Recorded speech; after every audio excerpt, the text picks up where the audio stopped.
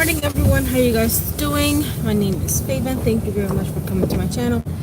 Yet again, I'm in my car doing another video. I'm on my way to work. So as the title says, my first IUI appointment. It feels so amazing out here. It's like 50 degrees and it's December 2nd. I hope the rest of the winter. Sorry, my phone kind of. Anyways, happy birthday to my goddaughter. She's one of the smartest little girl I know. Very, very intelligent. Very intelligent. Anyways, happy birthday, boo boo. Anywho, so I said I'm on my way to work, but I wanted to talk to you guys about my first appointment that's going to be coming up on Friday. Today is Sunday. I am beyond anxious for this appointment because I've done enough research that I could do about IUI. I've watched, like, most of the videos are kind of the same. Like, you know, their experience is kind of the same. Their not outcome is not the same, but, like, you know, either it worked or failed. You know, it's either or. So it's like, it's so much you could watch, and it's so much you could hear about, and it's so much, and then I'm making a video about it, of course, and it's so much that, you know, you could take as a person hearing about IUI. And first I was just only watching the success stories because that's all I wanted to know, but then I'm like, I have to be realistic because there could be a chance that it might not work the first try. So I'm like, okay, let me watch the unsuccessful stories, what they have done, you know, whatever, and this and that. So I've been doing that, but I think the way I want to do my IUI journey documentation is not like a daily basis of documenting on YouTube, but I am keeping a journal at home because I do have a baby book that me and my sister bought together. I do have a baby book. I will do another video. I was gonna do a video. I was about to post it, but then I said I'm gonna wait off until I get my big fat positive, and when I do my announcement, when I do get pregnant, then that's when I will introduce the book that I'm talking about. I did a video already. I just didn't post it yet, but I think I'm gonna redo it. I kind of don't like it. Anyway, so Friday is our first consultation appointment at 10:30, and I'm beyond nervous because I don't know what to expect. I kind of know what to expect from my doctor. Let's just call him Dr. H. I know what to expect from him because he is straightforward. There's no, well, why don't we try this? Why don't we try that? How do you feel about this? He's going to let you know. All right, because last time I seen him, he's like, let's cut to the bullshit. That's exact words. Let's cut to the bullshit. Why are you here again and you're not pregnant? Why have you not had a kid yet? And I'm like, that's why I'm here. I don't know. So he gave me an options of, you know, we can check his sperm count and see what it is and all that kind of stuff, and we can go from there. You know, there's options of IUI, there's options of IVF. And he's like, right now, at that time, he's like, and that's 2017, summer 2017, he's like, right now, any fertility treatment, as in like procedures, is not covered under the insurance that I have, the hospital that I work with.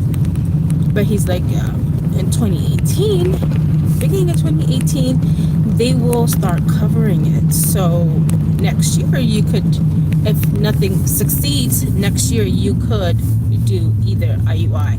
I just found out last week that they do not do IVF where I work at. They don't do IVF. So I would have to go outside of where I work at and a patient of, and go to, I think there's two other hospitals, major hospitals, that I wouldn't dare to go to the other ones. Absolutely not. The two hospitals I would be comfortable going to, but I would have to have an outside referral to do so. But the way God works, He doesn't answer your prayers until what you're asking for is the right time for you. And I've prayed for a kid since for over 7 years. Like, I've prayed for a kid. I've prayed to be pregnant. I've done everything that I can to be pregnant.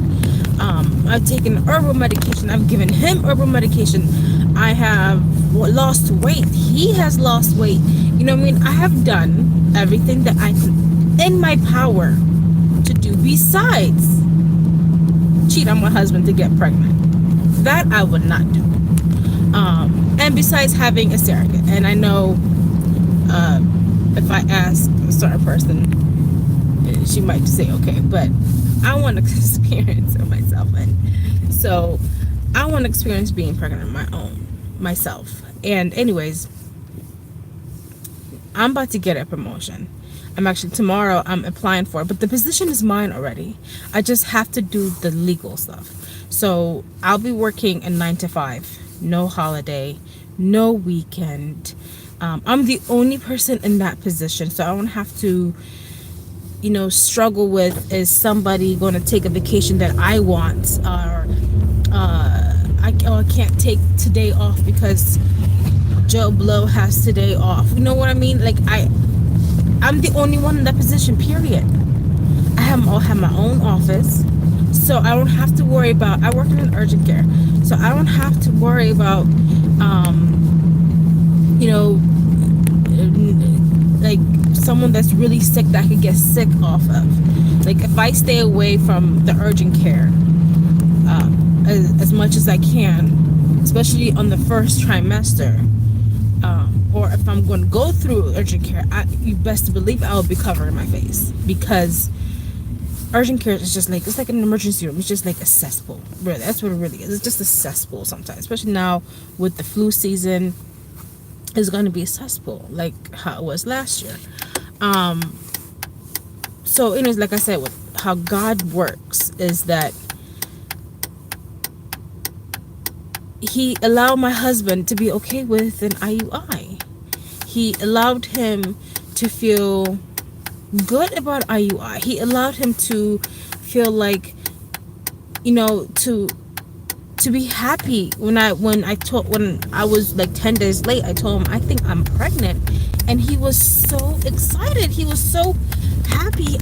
That's the first time, we've been together for 14 years, that he was super duper excited that he said, hey, I think I'm pregnant. And like immediately planning out my 9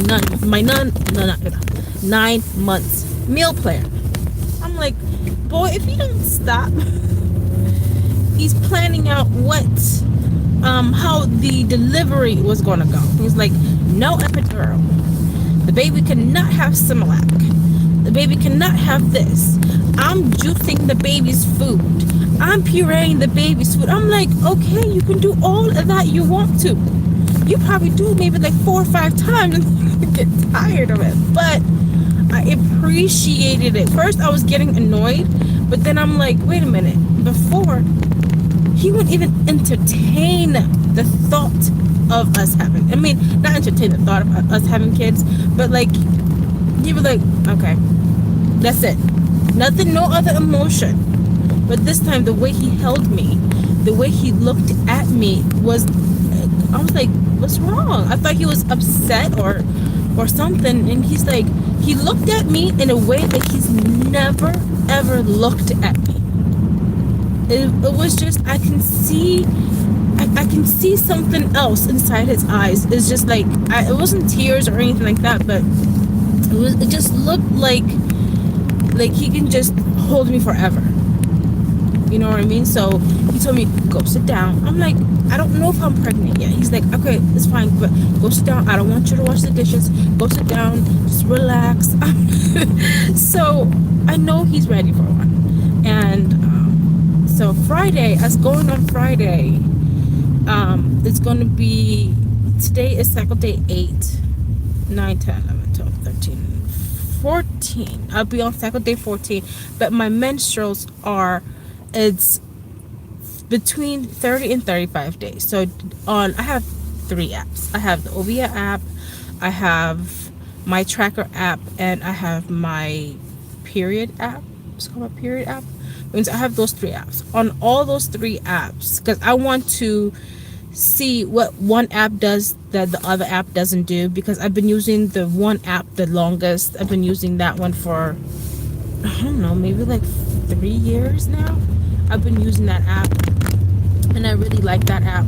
So but it doesn't do, it shows your fertility time and stuff like that, but it doesn't do no further than that. Like, go ask you, like, if you are taking any medication, it'll give you a place to actually document, like to type in, well, today I took a pregnancy test, it was negative, whatever. It doesn't ask you, did you take a pregnancy test, give you a button to press yes or no. It doesn't do that, but it gives you a place to jot down. And then my tracker is, I like that too, because it gives you, it's like an Ovia. It's just a little bit different. Ovia, I like Ovia too. But Ovia, the one thing I like about Ovia more is once you get pregnant, it transition you to Ovia pregnancy, and it be able to track your pregnancy through Ovia. I don't think my tracker could go do that. So from all 3 apps, it says my ovulation day is between December 10th through December, for that full week. But I think my fertile days, but I think my ovulation day is either December 14th or the 15th. So the reason why I changed my appointment from December, when I first made the appointment, I made it for December 14th. And then I called and I changed my appointment to December 7th. And the reason why I did that is because I realized December 14th, I should be ovulating, and I'm off that day. So if we go on December 7th, speak with Dr. H and tell him, like, okay, this is what we want. I know it's covered under the insurance, so we don't have to worry about that. Can we come back next week and, you know, for him to give a sample next week, so that we could do the examination next Friday?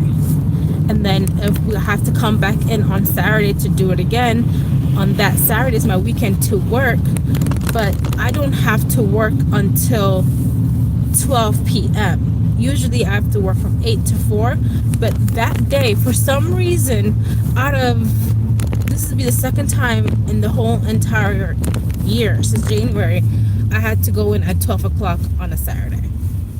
So if this is meant for us, like, everything is falling where it needs to be, because I know that if the clinic is open, which is like 20 minutes, is in Parma, which is like 20 minutes from my house, if it is open, it'll give me more than enough time on Saturday to go back to get my second IUI if I need a second IUI. And you know, sometimes they examine you twice, and be able to get that IUI again, lay down at my job for just a little bit, and then come to work. And then when I come to work, I'm going to ask them, can I just sit at the front desk, because I don't want to do too much walking around. But yeah, so that is the reason why I switched my appointment for the 7th. In my head, I made a plan, and so hopefully that plan is a good plan. It's just the way things fall around that time is according to the app, but at the same time, like, I've bought enough ovulation predictor kits. I use the ones from Dollar Tree. They work just as fine as from Dollar Tree, and I do have some from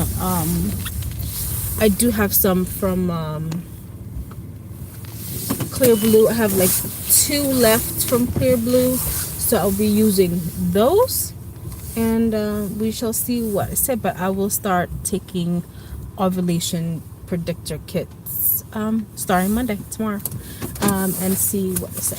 But anyways, I will talk to you guys soon. All right, love you guys.